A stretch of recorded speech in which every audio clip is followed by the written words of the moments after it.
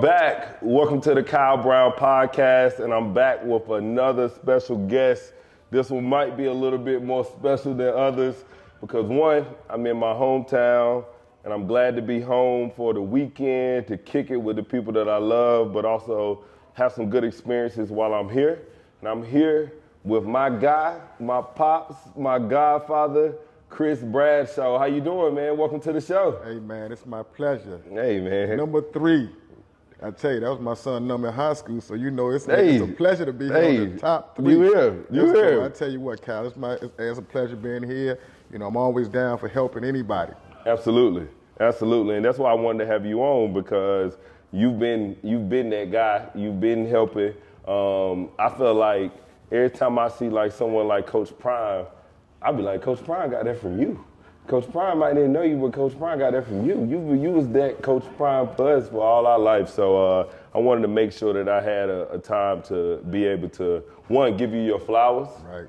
I think that's more important. And then, but also be able to really talk to you about a number of things that have impacted you and all the people you've impacted, and be able to, you know, shine those flowers a little bit brighter. So I'm excited to have you on the Kyle Brown Podcast. We had a good point in our life where we can tell a number of stories that have been impactful for a lot of people, but also talk about your story, because that story is the one that has allowed for you to be present and very important in a lot of people's life. So if you could give the audience just a little bit about yourself, you know, where you from, what you currently doing now. And yeah, we'll jump right in. I got you. Well, at the end of the day, like I said, it's really not about me.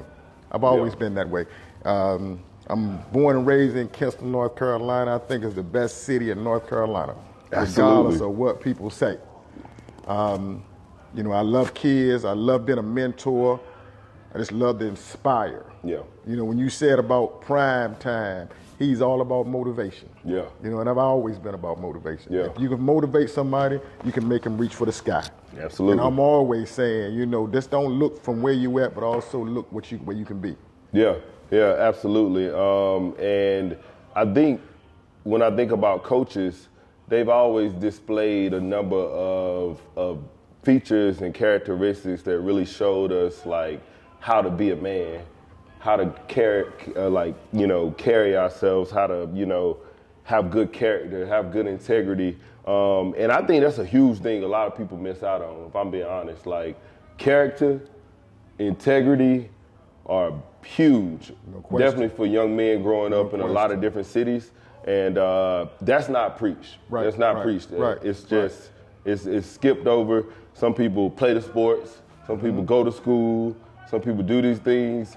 But they skip over the character part. They skip over the integrity. They skip over respect. And all those things. Then we see things as they get older, and then you see small things happen. It doesn't got to be huge, you know what I'm saying? It don't got to be like anything that make anybody go to jail or nothing like that. But it's the small things you see in people where you're like, their character wasn't there, their integrity wasn't there. And I can say I prided myself in being able to see you growing up. And you always had character, you had integrity, and you've had respect for all the people. And everybody at Kinston has respect for you. Right. And I think it's reciprocal because they've seen it and they know that they got to give their energy back. Oh, no question. I think that's one of the main reasons why I really want to talk to you. Like, character, integrity.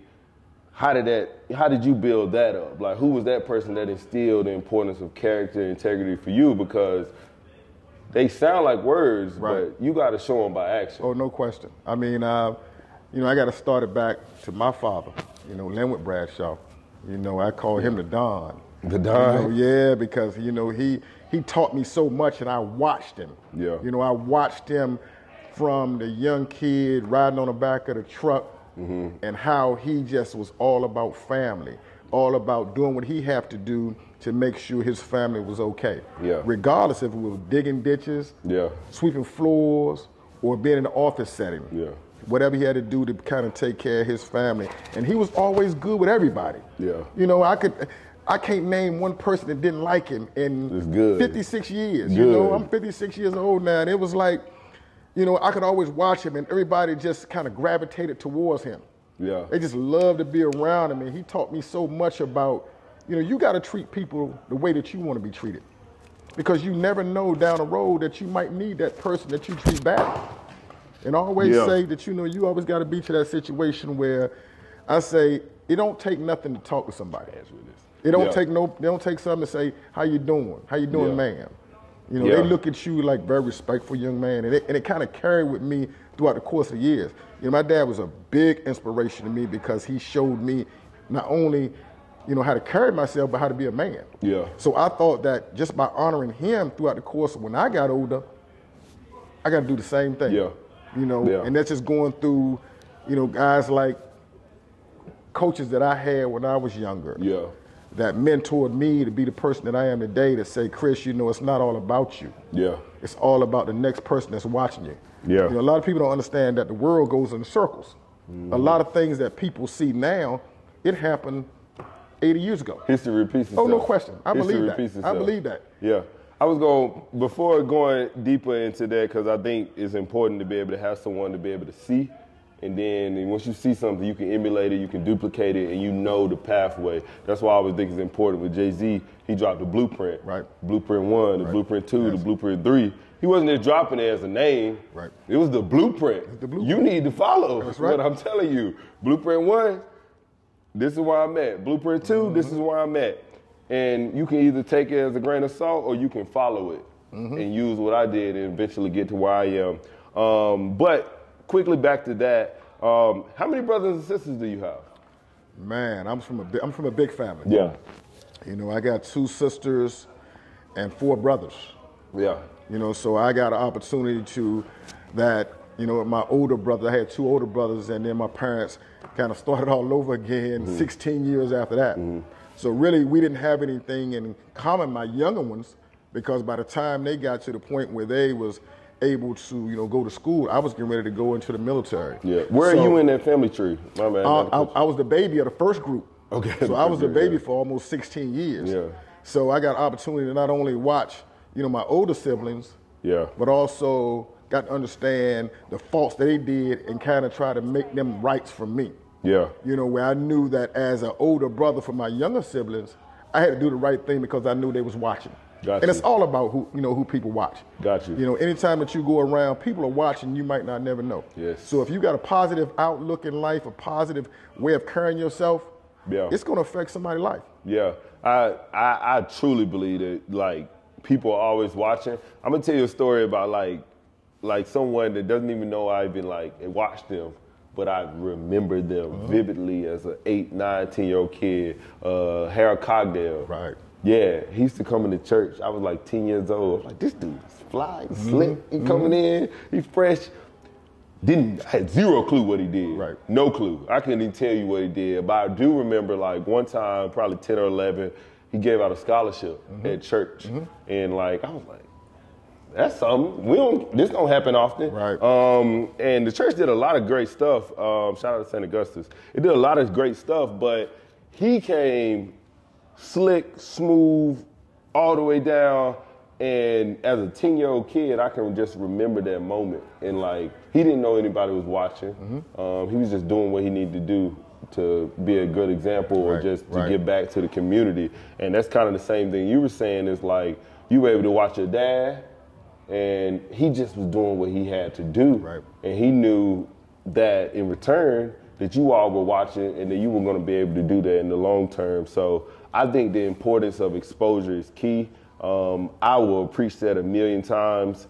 You can put anybody in any environment, but if they got exposure, if they can see it, then they can believe it. I believe visibility is credibility. So if you can see something, if you can see a good dad, you can be a good dad. Right. If you can see someone make $1 million, you can make $1 million. You can do those things. So I think that's so super important. And sometimes we get caught up in career and how can I show someone the importance of how you can be a good person in your career. But when it's all said and done, I think it's important to be a good person for your family. Right, no question. So you've been really big, both career and family. Talk about, to me, how important it is to just be that person for your family to see you with the character integrity, and like, what is that to you? To like, you know, you've had jobs, you worked in a number of places, but you were that person for family, and it was you, your wife, and your son, but you really had an impact a lot further than that. So talk about to me like, you were represented for them, but it was a lot bigger than that. So what was it for you to kind of make sure that you was on your P's and Q's, where everybody liked you, everybody saw you in these spaces, but you still brought the same energy at all those places? So talk about that with me, like, you know, just showing up. Well, you know, I think that's very important to know that the things that you do in life, it can impact not only your family, but other families. You know, where you can have other families saying, you know, I don't mind about my child going to the Bradshaw house because I know that CJ's dad is going to be their dad. He's going to treat them the right way. He's going to discipline them the right way. He's going to guide them the right way. He's going to put them in situations that he know one day they're going to be able to go out and be men. You know, and that's what I've always kind of laid my hat on. It's everything that I've done. It's not about my age, because I could fit in with any young group that was there. I mean, I've hung out with, you know, my son friends. But I also, you know, threw out a lot of nuggets. We done been to Vegas. You know, I've hung out. We did it all. Did it all. Hung out. I've hung out, you know, but at the end of the day, they all respect me because they understood that where I was at as a person and how I treat people and how I guide them with the right way to do it. You know, it's just like you said with Jay-Z with the blueprint. The blueprint of how to be successful. You know, it's not all about what you have, but how you treat people. You know, and you was talking about Harold Cogdale. And Harold Cogdale was actually in high school with me, and he was one of the young bucks. So I went to high school? Yes. And you were... He was younger than me. You know, he was one of my young bucks where we kind of guided him through. You know, so he's one of those type of kids now that we was going to high school dressing up in suit and ties, you know. Suit and ties in high school? 9th, 10th, 11th grade. Well, I don't know. We had the ties, suit and ties on in high school. But I'm talking about, but see, the thing about that though, Cal, is that, you know, when we was wearing the suit, the blazers, we was letting them know this is who we are. Goes to the character. We were smart kids in classroom, and we were dressed already like businessmen. So you can kind of carry that throughout the course of your life. So what you doing, other kids is going to kind of mirror it. And it was, I'm telling you, man, that's like I say with Harold Cogdale now, with he doing great things in Charlotte, like used to be a mayor, or used to be, you know, county commissioner, all different things. I can pick up my phone and call him right now and say, look, I got this young man that I need for you to help. And he'll pick up his phone on the first ring. So I met with the county commissioner 3 weeks ago in Charlotte. The East Side County Commissioner, I met with him. And I was like, there's somebody that you know that I don't know as well, but he's from my hometown. He was like, who? I was like, his name Harold Cogdale. He was like, man, that's my mentor. But he's the current county commissioner in Charlotte. And he's like a mentor to me now. And I just think like, that's layers of generational like exposure. You know what I mean? He moved to Charlotte, did his thing, and now the guy that I talked to, I was having lunch with, that was his mentor. And he's the current county commissioner in Charlotte. And he was able to point to someone from Kinston that had been seeing probably you. You was a senior dressing up. You ain't had no curl, did you?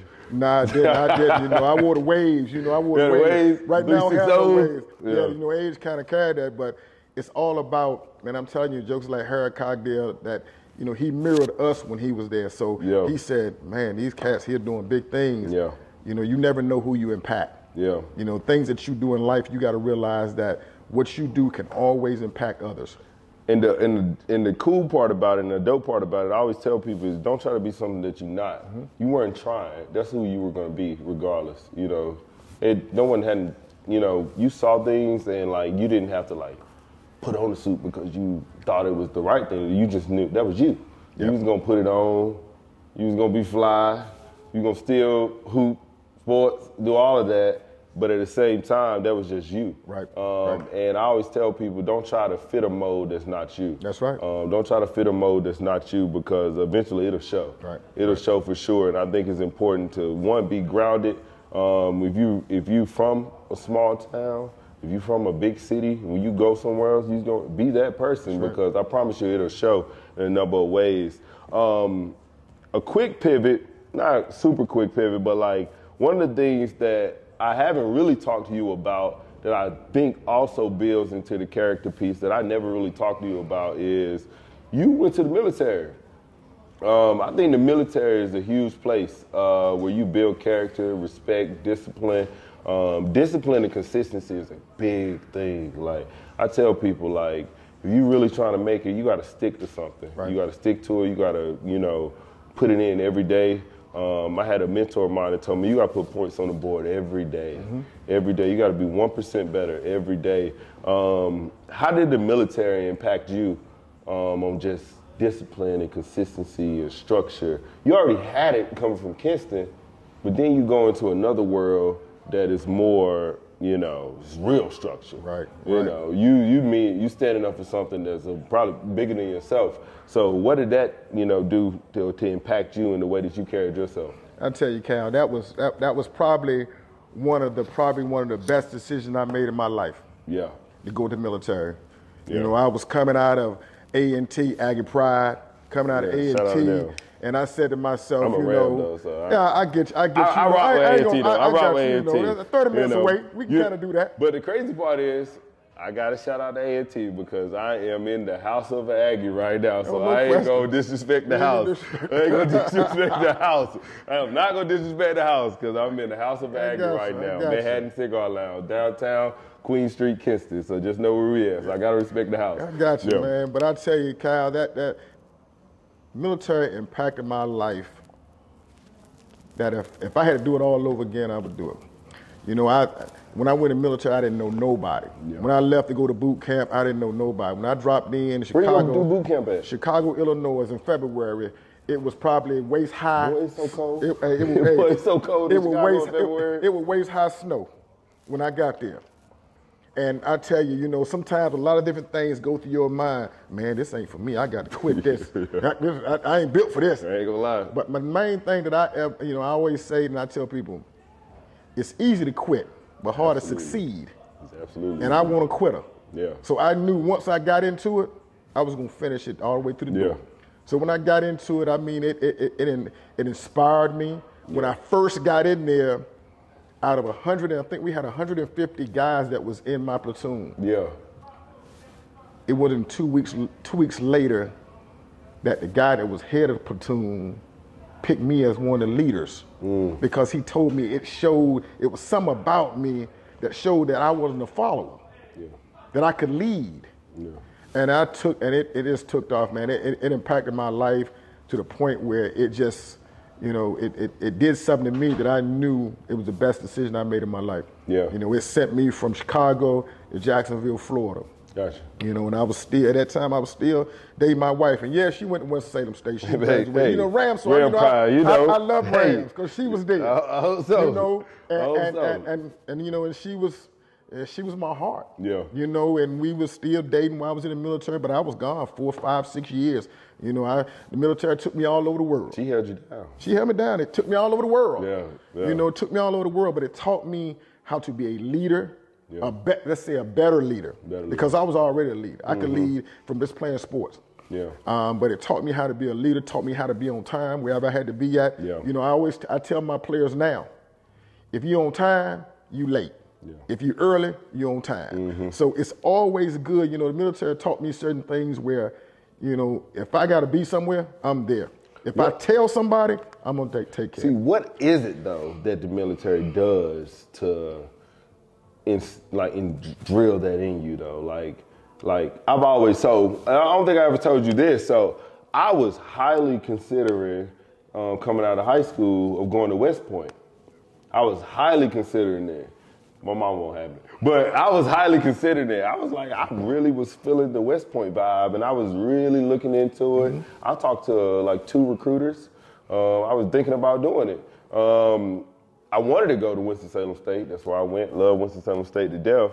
but I was really looking at going to West Point because it was something about it. My dad was in the military. My dad was a Marine, and I really just wanted to know what was it about the military because I'd been around a lot of guys in the military, and those were the guys I looked up to. Right. They did, when I knew them, they were doing other things. They already left the military, they were doing other things, but they had a past in the military. They were very sharp. They were consistent. Right. They did a lot of things that I was like, maybe there's a correlation between them going to the military and why they are such stand-up guys. Right. And I was like, I'm gonna try it out. And I thought about it for a while. My mother won't having it. But what do you think it is about the military that gives guys that sharpness, that extra bit of leadership? You already might be a leader, and then you become a leader. Some guys go in the military, they aren't leaders. Right. And they may become one. Right. So what do you think it is about the military, though, that does that? And do you think it's continued on? Oh, yeah, I think it's the discipline part of it. Mm-hmm. You know you got to do this at a certain time, be here at a certain time. It's always you had to be somewhere at a certain time and do this. Mm-hmm. So it taught you that if you don't do this, you got consequences. Yeah. So you understood exactly what you want to do, and then it's just about rank. You know if you want to get ranked every year, you got to do this, you got that. So it kind of gave you a guideline of what you need to do to be, that type of leader. And I tell you, I mean, it made me a better person. Yeah. It lets me know about loyalty. Yeah. Because at the end of the day, military also teaches you to the point where that guy that's in front of you and behind you, they could save your life. That's true. So the loyalty part, it stuck with me big. And that person may not look like you. Right. So I think also the other thing about the military is a lot of people in civilian life, I would say, they have biases about different backgrounds, different cultures and whatnot. But a lot of people I met in the military, they're open to all these people because they've been in the military. You meet everybody. Right. You meet everybody, and they have a little bit more, they got a lot more, cultural competency to be able to connect with people from all backgrounds. And growing up, that was one of the things you introduced us to. Right. It's just, you gotta be cool with everybody. Gotta be cool with everybody. I mean, we went to schools with Latinos, Asians, white people. Right. And there was never a moment, I can't even think of a moment where you've even made a statement about us not engaging with them and wanting to be in that. And I feel like the military emulates how you should carry yourself around everyone, because the military is full of all people.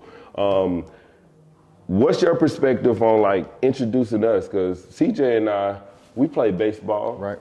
We were sometimes the only black guys out there. Right. Why did you want to make sure that we were introduced to other backgrounds and other cultures and we were comfortable in those? Honestly, the race relation stuff wasn't even top of mind for us. We got some great friends that came from baseball. CJ played AAU baseball, dirt bags all up in Fuquay Arena and all these places where it didn't look like us, but it was environments that we were completely comfortable in because we had these relations with people that didn't look like us, and we felt very comfortable in those spaces. Did the military help you with that? And we know you've been a loved person, but how is it navigating that? Even though those race relations are there and present, you still had us in these spaces because it exposed us to it, and we got comfortable around it. Oh, no question. And, a lot of times, Kyle, and to be honest with you, with me, it didn't even start in the military because of the fact that, when I first was in elementary school, Bynum Elementary School and all that. Bynum was elementary? It was pretty much black, all black. Okay. Then we integrated. We went to Northwest. Where now we got different types of people, whites, Mexicans, or whatever. But at the end of the day... Did you integrate, there was a certain year you remember integrating? I think I was in the third grade. Third grade, it officially integrated to the point where we started busing to Northwest. Okay. So, you start seeing other people. You start seeing all kinds of different people. And me, I just looked at kids being kids. Opportunity to just meet more people. If that kid hurt themselves and, You saw the blood, it came out red the same way it came out with mine. Yeah. And it just, you know, it kind of made me feel like, you know, everybody's the same. Yeah. You know, the military, what it did, it just, you know, let me know that the guy that bumped with me or some of my best friends was white. Yeah. You know, I don't feel, and I think I told you all about it, you, CJ, everybody, don't judge people. Yeah. Because people are people. Absolutely. People that don't understand that people are people, they don't want to got to deal with that. For sure. You know, so. That's that insecurity. Oh, no question. That's them. They got to deal with that. You know, they got to deal with that. Yeah. No question about that. So, you know, I always said that, you know, even at the house. Yeah. Anybody could come to our house. I didn't care what color. Absolutely. You know, because at the end of the day, we love everybody. You know, you can be, as long as you got a great heart and great mind. Yeah. You know, I always told y'all that it is most important to be honest with people, treat people the same way, regardless of what color, race, or creed. Yeah. And just enjoy life. Yeah. And I think that was huge for me. I'm in corporate America now, and sometimes I'm the only person in the room that looks like me. And when I look back, only reason why I'm comfortable in these rooms is because those spaces that I was in when I was 11, when I was 12, when I was playing Post 43, American Legion baseball, and it was CJ, myself, and maybe Jeremiah. It was just us. But like I felt cool about it. Like and those guys, my guys to this day. Didn't feel no different. Didn't feel anything different, and those were the spaces that I always look back on. To be able to be like, I see people struggle through those moments. Like, I've seen black people get in spaces around other races and whatnot, and everybody is in different parts of their life, so I definitely understand that. But I've seen them struggle connecting with people. Some people don't mean ill harm, but I've seen them struggle with connecting with some people, and I always think back about those moments where it was just 2 or 3 of us in a room, and the sports really was that connecting bond that caught us, connected us together. I remember my mom, I don't know where y'all were, but I remember going on a baseball tournament with Matt Henson and his family, and we went down to Southern Pines to play baseball. And I could tell, even at 11, 12, my mom was a little nervous. She was a little nervous. But that was a trip where she completely trusted in Matt's family of taking care of me and my family. And I could tell that was a step. And that was a big step for her. And even at 10, 11, 12. And I thought that was a breakthrough of being able to, like, people are good people. They have family. They have people who will look after you. And I just remember that. Like I said, that was like 11 and 12. No question. I remember being in, like, Southern Pines. And I don't know if she had a headache or something. She just didn't want to go to the game or something like. She chilled out, and I was with Matt. Next day, the day after, treated you the same. They treated me the same, and I think that was a very great relief moment. Where she typically would have me with black families or friends and families. No question. And I just remember those moments as big moments for me, and I always appreciated just being culturally aware in those spaces because it's super important. So. I think that's the exposure piece. Oh, no question. You got to see it. You change with times, or the time gonna change with you. Absolutely. Or you gonna be left behind. You gonna be left behind for sure. And you definitely you can be left behind technology wise, and people might like, oh, you still got a flip phone. You don't want to be left behind culturally. Exactly. You don't want to be left behind culturally because people gonna look at you crazy. Why are you still in the 70s? Why are you still in the 80s? Yes. We made strides to get to this point. So I just remember that's early 2000s. That was a stride. Oh, no question. For my mother, that was a stride for me as an 11, 12-year-old. And that was, middle of Southern Pines, North Carolina for a baseball tournament. But I can still remember that moment as a big one. And you weren't there present then, because I've seen you put us in predicaments multiple occasions like that. And but it feels good to be able to actually have the brain power to look at it later and be like, those moments were important. Oh, no question. Those were important. How many times have you been over to the house and you and CJ sitting there with everybody, regardless of what color, and it's just, y'all treating each other like Y'all best of friends. And we're going to talk like we need to talk because everybody's comfortable. Best of friends. Yeah, everybody's cool. This. Yeah. And that's what it's all about. And I always tell people all the time, if you cannot adjust to the time, you will be left behind. Yeah. And that's the biggest thing. Yeah. That's dope though, because you could be as successful as you want to call yourself in any career, in any space. But those are the moments I think people got to be able to live with. Those are the moments that you want to have. Yes. That's more than $1 million. Oh, no question. That's more than $1 million. Another thing, I grew up single parent household.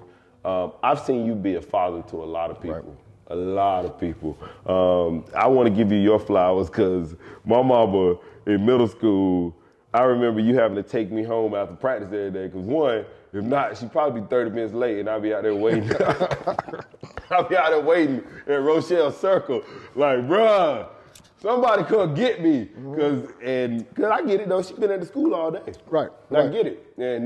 And you volunteered to be able to take me home after school. Back then, it's crazy though. I used to think we lived far away. We really live about 4 or 5 minutes away. We really live around corner Rouse Road, come back around, we right there. Right. But back then, I was like, man, he going all the way out his way to take me home. He going all the way out the way. That Nissan Armada, boy, he putting that gas in.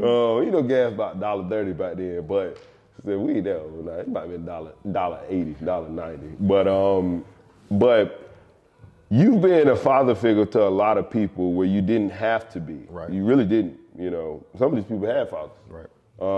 And you stepped up in a lot of ways. What was it in your head that told you step up in the moment? Or was it anything? It was just natural? It was just natural with me. Yeah. You know what I mean? I think it was just natural with me because I've always said to myself that if my son is good with him, I'm gonna show him love too. Yeah. And a lot of times, I used to sit back and just watch y'all. Yeah. And just kind of see where y'all was trying to go. If you had the same energy level, you might have to just light that up a little. Yeah. You got to pull it when you light it. I got to see if I can do something with this. That's the connoisseur of smoking. I got to see if I can do something with this. Vintage. You got to be the vintage. I ain't got nowhere. Yeah, you got to pull it. No, and see, mine's going. I got to build a castle. Yeah, you got to build. You got to pull it.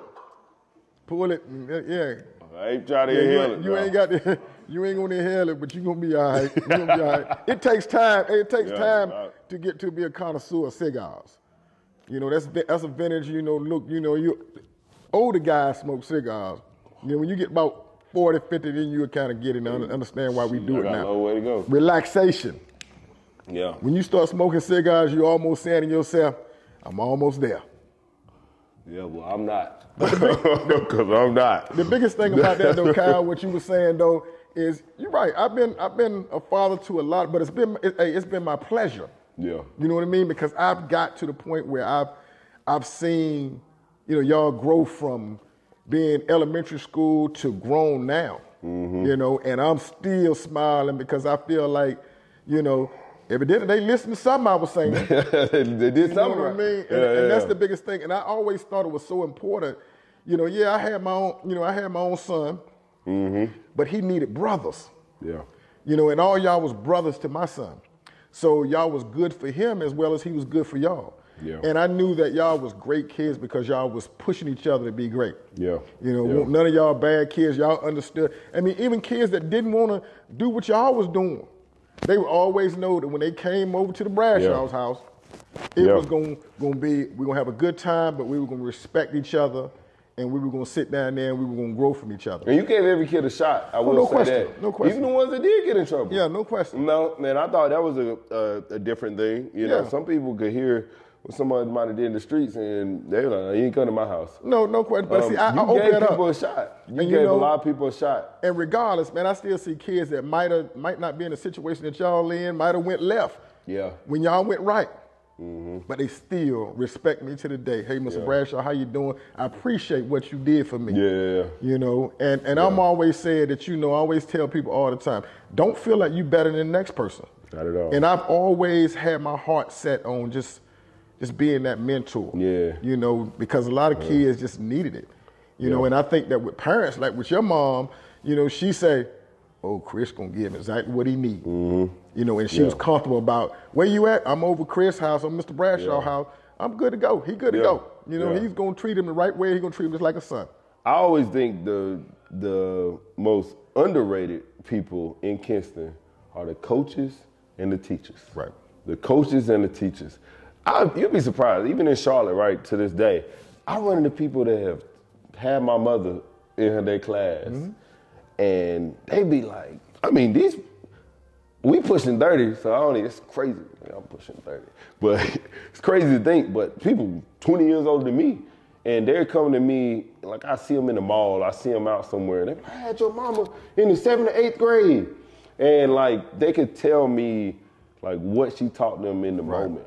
And like, they would be like, yo, I've taken this with me for the rest of my life. Right. And I always say, like, for us growing up, we weren't really in corporate bankers and all that, so we had to see all of that. But our coaches and our teachers were the people that made the biggest imprints on our life. And I can definitely say easily, my mother has introduced me to all her teacher friends, and they've been huge, like aunties in my life. Then all my coaches. Right. There's some other people in between that weren't that, but 95% were coaches and teachers. And now you're in a coaching position, head women's basketball coach at Kinston High School, the greatest high school in the land. Go Vikings. Go Vikings, baby. I was telling you that. Go Vikings. Honestly, Kinston High School, the history of Kinston High School, we could go for days, but the history of Kinston High School is literally one of the greatest high schools, definitely in North Carolina history, easily hands down. We ain't got to go there, and if we ever want to go sports, we really got it on lockdown. So you the head women's basketball coach there, but what year did you become head women's basketball coach? In 2013. 2013. Yep. All these years before that, you was head. Well, you were coaching on the women's side, but before that, you've been coaching on the men's side, the boys' side. No question. You was coaching CJ and us. I coached y'all in middle school when y'all was at middle school at Rochelle. Yeah. You know, and that at Rochelle, I think that was probably the last year that I would start coaching on the boys' side. I think I remember coaching y'all when y'all was in 8th grade. Yeah. And I remember telling CJ 7, and CJ walked away and did his hand and just gone. Right then told me I got to stop coaching him. It was over for you? It was over for me coaching on the boys' side because I said to myself, I did all I could do. So that was the moment, 8th grade? That was the moment that changed my life from actually starting to coach, to get on the girls' side. But be honest with you, the girls has been so gratifying. Yeah. Girls, because you can see their development during the course of every year. It's a real development. It's a real development. You see the full development. You can really see it. Yeah. The guys, they got, they watching LeBron, they watching Kobe, they watching Melo. Watching Melo, got him up here, Melo. They watching him, they watching all the guys, and they trying to just be like them. Yeah. With girls, they don't watch a lot of basketball. They just fundamentals hidden, and you can see the change from them from 9th grade, 10th grade, 11th grade, 12th grade. That's interesting you said that, though. I hadn't thought of it that way. Guys, we are Steph Curry. Right. Bron. Right. Whoever it is that's hot right now, Ja Morant. Mm-hmm. But for girls, they're not watching a lot of basketball. Right. They listen to what their coach tells them. They're listening to what their coach saying. They're listening to what their coach telling them. So their coach is guiding them. Yeah. And the biggest thing. How has that been like? They ain't watching a lot of basketball. It might be game 7 of finals. Half of the team might watch. Half of the team didn't. Don't even know the players. Don't even know the players. No. So what is that like teaching process like of trying to coach women's basketball? You got to be very patient. Yeah. And you got to more or less, because every girl is different.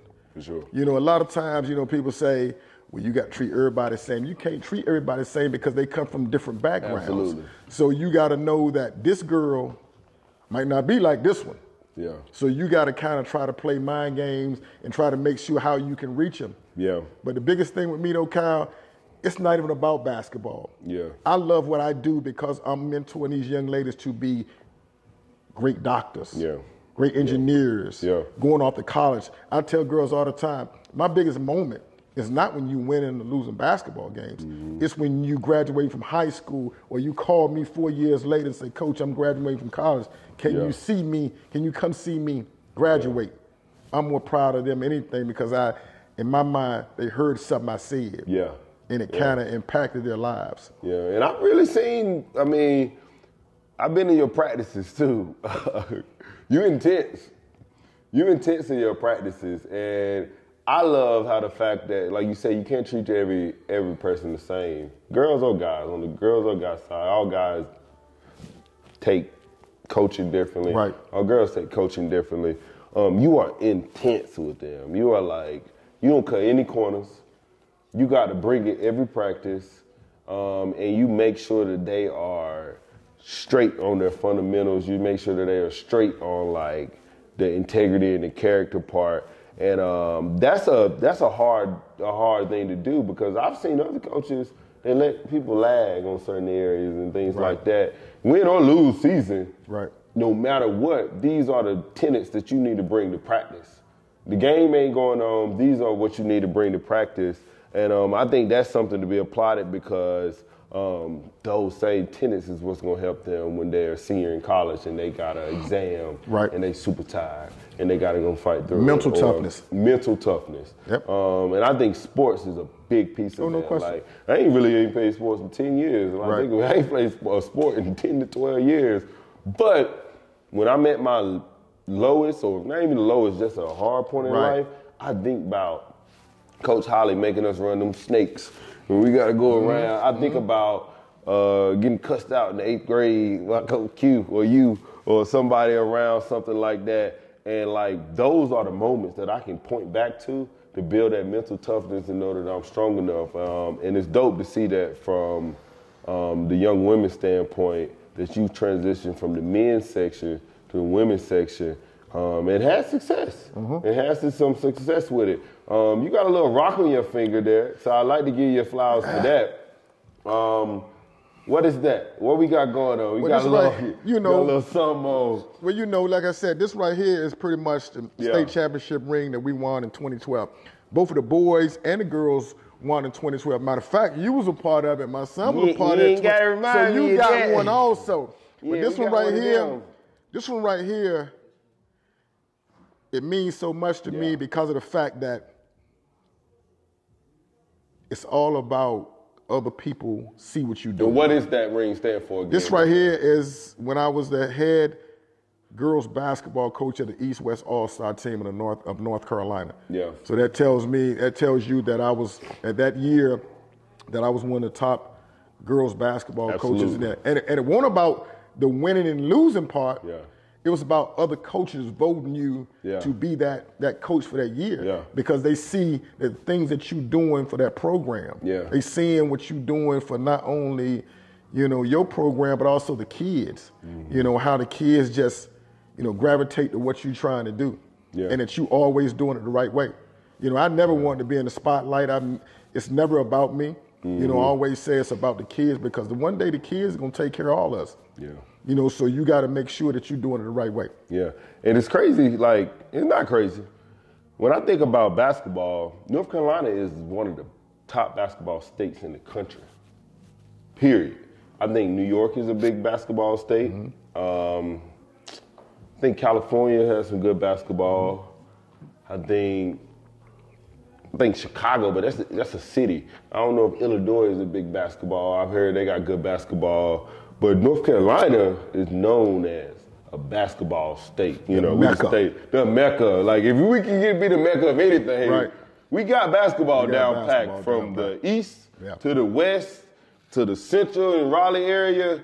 I think we got basketball down packed. So to be named the girls basketball head coach for the East-West game, all in North Carolina, that's a big accomplishment because small town. We are the Mecca of basketball. We are the Mecca of basketball. And I think that's a huge feat to have. And it's not easy. The coaches have been doing it for years and they never got to that point. You don't talk to me about coaching, and you've been through all evolution of coaching from the guys' side to the girls' side, the winning, the losing, all of that. And altogether, I think we always focus on the wins. Right. We always focus on the wins. But I love to talk to coaches about the losses, the L's. Right. You know, it's important that, you know, you learn how to take the L's. Because everybody know how to take the W's. Everybody know how to celebrate. Everybody knows how to, you know, give kudos to all the people that did good. But when the hard times hit and you take the L's, you got to be able to take that straight. You got to be able to take that with a level head. What's your approach to taking the L's? Because you're a great coach. You don't want a lot of games, a whole lot of games. Yeah, I'm okay. You won a lot of games. You're pretty good. Yeah. But you've also had some seasons where it didn't always go the way you wanted it to. Right. How do you balance that? How do you take that? You know what I mean? How do you come out the next day and still come out with a smile on your face? Because I've seen you do that. Right. Well, that's all. I always look at it as, believe it or not, as a coach, and you've been doing it for a long time, you already know the kids that you have during the course of that year. Yeah. You know if they're overachieving. So you know you might steal some wins that you really don't supposed to get. But at the end of the day, always goes back to your character. And when you get a lot of those losses, those kids are watching how you take them. And at the end of the day, if they see me taking them like, you know, good game, coach, you coached a great game, I'm laughing with other coaches, they say, well, okay. If he can take it that way. If he can take it that way, I can take it. Because at the end of the day, it ain't nothing but a game. Yeah. You know, you're going to win some and you're going to lose some. You're probably going to lose more games than you win on some cases. I've been fortunate enough to win more than I lost. Yeah. But that's just been by the grace of God. And, you know, he knows my avenue that he wants me to go down. Yeah. But at the end of the day, I always tell these girls that good sportsmanship means more than the wins and the losses because you never know who's watching you. That's true. And if you getting recruited by a coach and they looking at you, they don't look at you when you winning. Yeah. They look at you when you losing and how you going to react. Because not only are they going to give you $50,000, $60,000 a year to go to school, but they need to know how your character is going to be because you're representing that university. Yeah. So that's the biggest thing with me, you know. So the way that I'm acting, they watching. Yeah. And a lot of times the leader, the ones behind them is always going to follow that leader. Yeah, because it's not easy. I mean, I'm telling you, I've seen some coaches, they'll lose that game, next 2 days, they don't want to talk to nobody. They don't want to talk to nobody. The media come up, they cussing them out. Their wife come up, they don't want to talk to them, and all of that. And I can understand the feeling, but as the coach, you are that leader. And you got to be the person that leads by example. And I think that's super important. That's definitely within all coaching. I applauded Deion Sanders. You watched that game. I don't know if you watched it, but between Jackson State and North Carolina Central. I did. And that guy dropped that ball. Yes, and he went over to the locker. He went into his locker. Right. And he consoled him at the end of the game. That was good coaching. There can be a million, billion things you can say about Deion Sanders, which I think he's a phenomenal coach, up and down. Ain't no bad coaching for him. That was a good decision he made right there to console that guy. And that's good coaching. Wins, losses, bad plays, good plays, he was able to give that guy a bit of uplift. Right. Now, in the sports world, we like, you should have caught that ball. Oh, no question. You should have caught that ball. Right. You should have caught that ball. It is what it is. But at the end of the day, he knew it was a game. And he knew it was a game, and he knew his job was to make sure that this guy knew that it was a game and that we're going to still support you no matter what. Oh, no question. And I think that's huge within sports. Oh, no question period. About that. But you know what, though, Kyle, the big thing about that, you know, with mental health being a big part in sports now, because kids are trying to be the best kids that they can be, the best players that they can be. That situation with Deion, with him going to that helped that kid. Absolutely. Because that could have been a mental health issue where that kid would have never been able to recover off that. Could have got ugly. Oh, no question, down the road. And I remember checking the guys, it got on social media, it got crazy. I remember checking that guy that dropped the ball. On Instagram, they put his social media out there, and I looked at the comments under his photos, and people was dragging him bad. For one, people wave. There's people out here that are horrible. There's some horrible people out here. Hey, I think there are a lot of great people out here, But there's some horrible people that go underneath his comments and just drag him. And he didn't look like us. He was a white guy. Right. And I seen people go to the lowest to make him feel so bad about that drop pass. People who ain't never stepped foot on the field, never been coached a day in their life, never played, never done anything. And I watched them go so low. Right. And it was so good to see Dion be able to help bring him up in that moment. No question. Because now he can see the next day. Because I can imagine him hearing Dion do that was more important than the thousands of comments of him of it being bad. So I think it's so important because I can imagine he takes the words of his coach more serious than the words of those comments. Right, because a lot of people he'll never see. He'll never see. You know, and I always say people that does things like that behind the closed doors and, you know, their kids or whoever doing it that never did anything in their life. And at the end of the day, I tell a lot of my kids that get stuff where other kids might pick on them or try to bully them, those kids it's not going to define who you are. Yeah.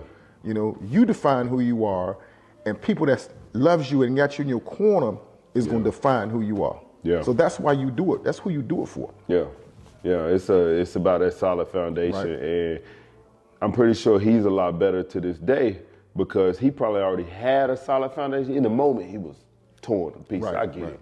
But he had a foundation that Dion had probably already built within the team. So he's probably been able to take steps and get back from it. He'd probably be even better player next year. Oh, no question. And he'd probably be one of the best on the team next year. And I heard he wasn't a bad player, you know. Sometimes moments. It happens. Yeah, it happens. It happens because it happens. It happens. For sure. So I think that's an important piece of learning how to take the wins and the losses and still be you. And still stand on your character, stand on your integrity.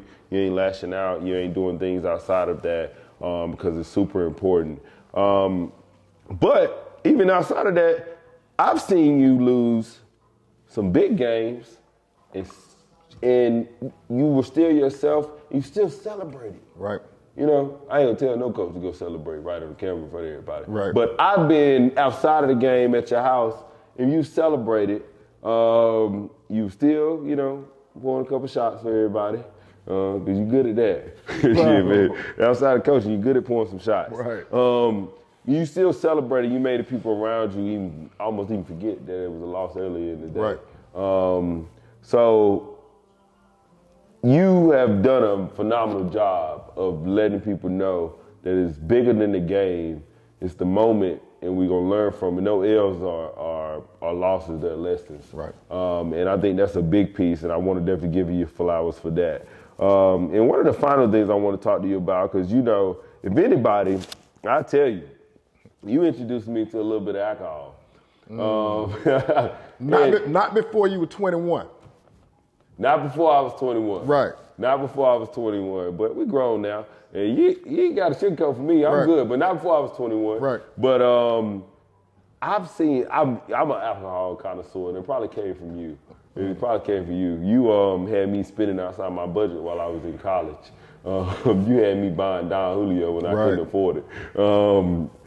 Your alcohol, I just want to touch on this because I think it's super important because, you know, there's a lot of guys out here still drinking that, what you call it? Rock good. Rock good. Yeah, rock good. Man, I used to tell people that while I was in school, well, you better start drinking that rock good. Right. You start drinking that rock good. That rock good gonna have you messed up. I've seen the transformation of your alcohol taste from Crown Royal to Hennessy, VSOP, to we didn't even have some of that. What's the Hennessy? The XO. The XO. You can't believe I still don't know what that bottle is for my wedding night. I gotta wait. Somebody got that. We gotta figure who got that bottle. We gotta figure out who got that bottle. I still don't know. Yeah. I've been thinking about it. I've been asking a few people. I cannot find where did that Hennessy XO bottle go? Somebody ain't my friend there. We were ready to drink it, and it was gone. Somebody ain't my boy. Evidently, it wasn't meant for us. It wasn't meant for us, but somebody ain't my boy. Right, yeah. Somebody. That bottle went missing. And ain't no way. And that's stealing, ain't it? Yeah, that's stealing right there. Ain't no way that bottle goes missing. No. That's the most important bottle that was in the room. Right. So throughout all that, like, I appreciate you because when a lot of people were drinking rock good, I wasn't. Right. They was waking up the next day, they couldn't go to class. But you was up and going. I was going because I was drinking something good. Right. And that's just a part of college. Right. It's part of your experience. Like, it ain't like I was no alky or nothing like that. But I do remember those moments where people were drinking that rock gut. They won't get enough for class on a Wednesday, or they won't get enough for class on a Friday morning class. And I always went back to the moments where you never would drink rock because I'm not drinking that. Right. Because what I saw was you always drinking things of high caliber. And whenever I decided to, I did too. Right. Might have been outside my budget, but we had the thing going on where if the bottle costs $40, everybody got to put up at least 10 to 15. So now we good. They only spent 10 to 15. You spend that 10 to 15 on that E&J, and you messed up, man. And we spend our 10 to 15 on that Hennessy VSOP or that Don Julio, and we feel good. Yeah, you good to go at the end of it. You good to go. Your alcohol taste has transition over probably the last 10 years. I remember when we was crown heavy. Right. That was high school days. I saw you doing that. Not we, you. Me. You was crown heavy. Right. You and Quentin, y'all was grown, but we was watching. So when I turned 21, I was jumping on that stuff. But what has it been with you to like transition your taste over years? Because you're a tequila guy now. Right. And I think the biggest thing is just taking care of your body. Yeah. You know, I think that a lot of different things now that I do a lot of research in what I drink. So a lot of different drinks that I drink now don't have preservatives in it. A lot of tequila that I drink don't have preservatives in it, so it's pretty much straight tequila. Yeah. So it's better for your body. Now alcohol, any alcohol ain't really good for your body. Yeah, we know. But at the end of the day, if you're gonna taste it, you might as well do it right. You might as well drink it the right way, where you can wake up the next day and do exactly what you plan to do instead of laying in bed and feeling bad. A lot of times, you know, early in the game, you can afford the Crown Royal or E&J and, you know, just the regular Paul Masson. Crown ain't like... It ain't bad. No, definitely Crown is not bad. Yeah. But I always say that, you know, that as you grow in life, you grow in your taste. Absolutely. So, you know, coming from, you know, brown, a lot of time brown, they always say brown, put you down. Facts. You know what I mean? So at the end of the day, you know, I got introduced to tequila and I just inquired the taste. Yeah. You know, so it told me a lot about just not being able to drink a lot of stuff with preservatives in it. That's what really makes you sick. Yeah. The sugar intake in alcohol. The sugar, man. So a lot of tequila that I drink don't have preservatives in it, so it don't have any sugar intake. So it makes me feel just like I felt before I even started drinking it. Clean. Yes. And the one thing I don't drink now, vodka. Oh, I don't know the last time I had that. I can't touch vodka. I don't know the last time. I remember going in like school, when I first turned 21, I was ready to buy a bottle of Grey Goose, Ciroc, child to Diddy, but I can't do that Ciroc right now. It ain't my thing. And it's so crazy over the transformation of time. People are drinking so much tequila now. Right.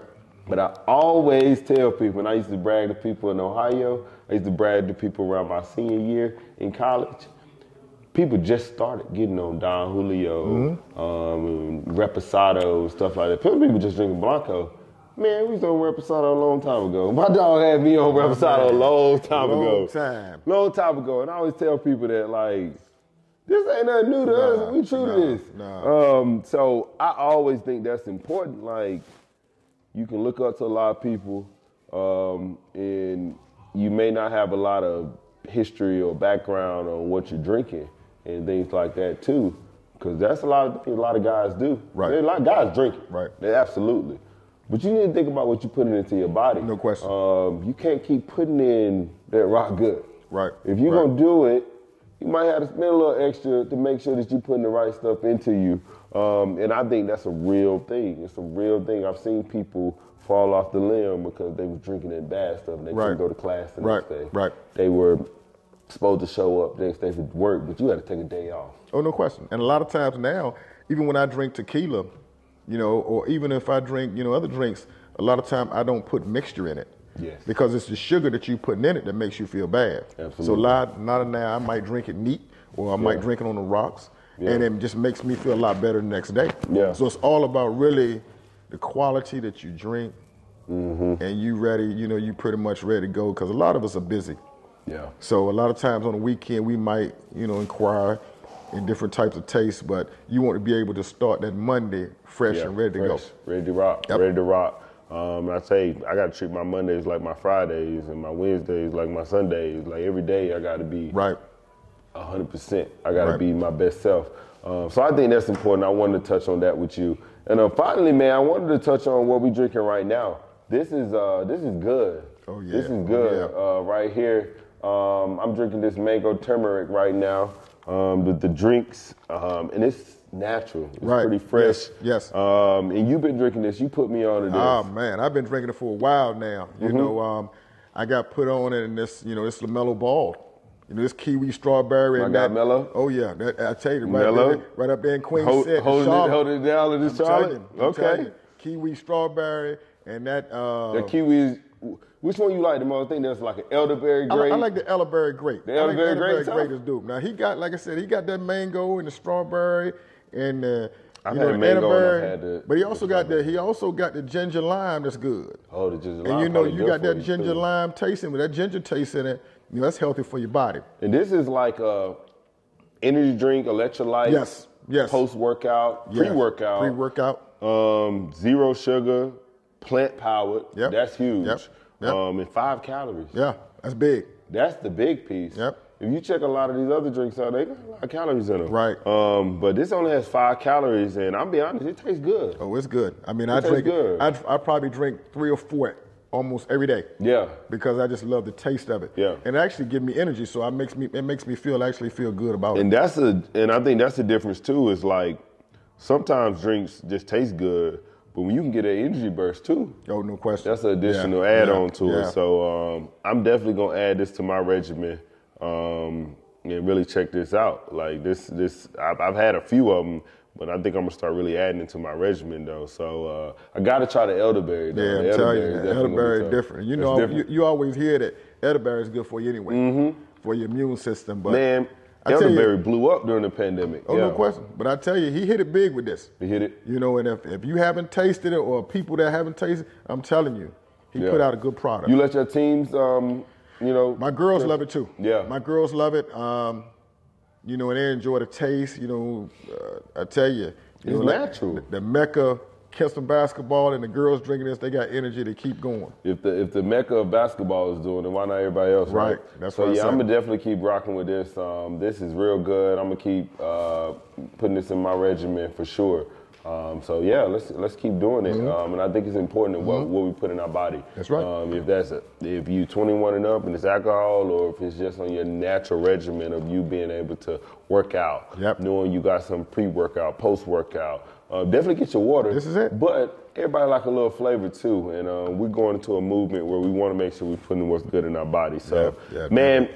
This has been fun. No question. We could do this a million times. We put it on the camera any day. Right. We're gonna be able to do this. Right. So, but I appreciate you for being able to get on the Kyle Brown podcast.